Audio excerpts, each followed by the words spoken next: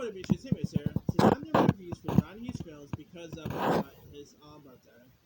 Here's my review for definitely one of his second best film, and that is his 1986 movie Ferris Bueller's Day Off. Bueller, Bueller. Who doesn't love that title? Anyway, here of course you got Matthew Broderick, and it's like breakout. Like this was really the movie that put Matthew Broderick on the map. And here he portrays the role of Ferris Bueller, who has this uncanny skill at cutting class and getting away with it, intent, and he has intent to make one last duck out before his graduation. And so Ferris ends up falling sick and borrows this Ferrari and embarks on a one-day journey through the streets of Chicago. And he is also, you also got his principal portrayed in Principal Rooney, portrayed by Jeffrey Jones, who is determined to catch him in the act. You also had some interesting other cast lists here, like you had Alan Ruck, who portrayed Ferris's best BFF, Cameron Fry. You had Jennifer Grey. This movie I believe premiered this was about I think 2 years or a year before Dirty Dancing. You even had Ben Stein was also great in this. You even had Charlie Sheen, like a very young Charlie Sheen was in this. You had Richard Edison. I mean, this movie is just terrific. It does have it was Ferris Bueller pretty much had a fourth wall break before Deadpool made it cool. That's why Deadpool, if you remember at the end of Deadpool did that Ferris Bueller parody because Ferris Bueller, if you really look at it, he was like the original fourth wall break. But that aside, you even had Louis Anderson as a flyer delivery man. One more key acts for that one. This movie is just so funny. It's the parade scene is really iconic to watch.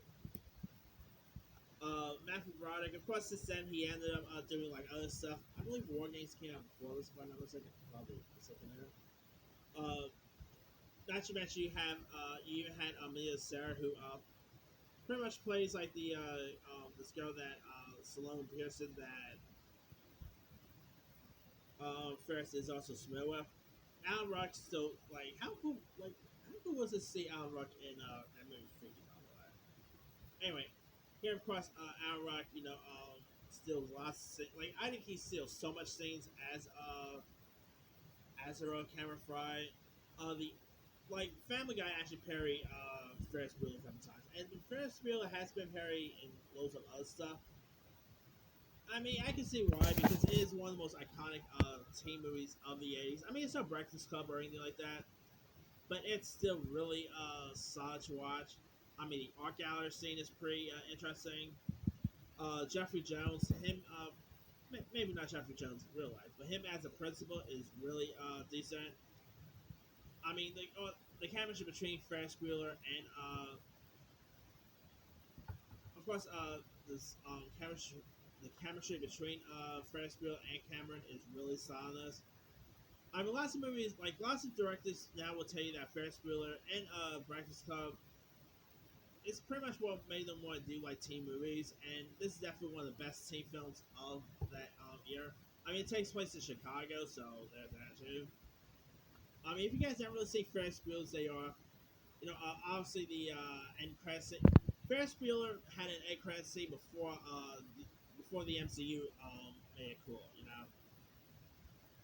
But at the end credit scene with "It's over, go home," that's definitely one of the most iconic moments in film history. I mean, obviously Deadpool parodied that. An episode of Shameless actually parodied that line. I mean, if you guys haven't really seen Ferris Bueller, it is you can find it on Apple TV. You can find it on Amazon, Vudu.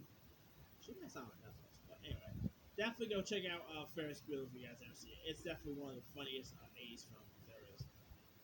And they did actually do a TV show, which wasn't all that great.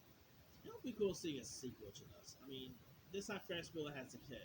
I think a sequel would be really cool, but I don't know if they'll ever actually do one. Anyway, let me leave you guys. Have you ever seen Ferris Bueller's Day Off? And so, what's the over? Were you a fan of it? Were you not a fan of it? What was your favorite moments of this? Some of your favorite parts? Drop comments below. Don't forget to like, subscribe, hit that bell for notifications. This is Simon Simon.